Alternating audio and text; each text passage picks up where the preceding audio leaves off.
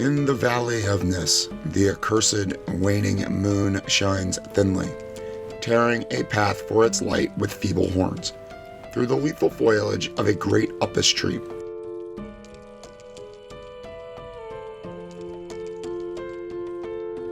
And within the depths of the valley, where the light reaches not, move forms not meant to be held. Rank is the herbage on each slope, where evil vines and creeping plants crawl amidst the stones of ruined palace, twining tightly about broken columns and strange monoliths, and heaving up marble pavements laid by forgotten hands. And in trees that grow gigantic in crumbling courtyards leap little apes, while in and out of deep treasure vaults writhe poison serpents and scaly things without a name.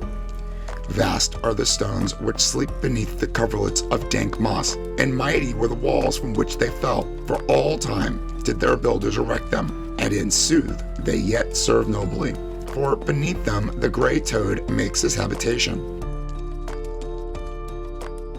At the very bottom of the valley lies the river Tan, whose waters are slimy and filled with weeds. From hidden springs it rises, and to subterranean grottos it flows, so that the daemon of the valley knows not why its waters are red, nor whither they are bound.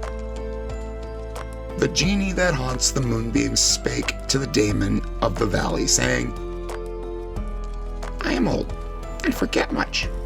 Tell me the deeds and aspects and names of those who built these things of stone."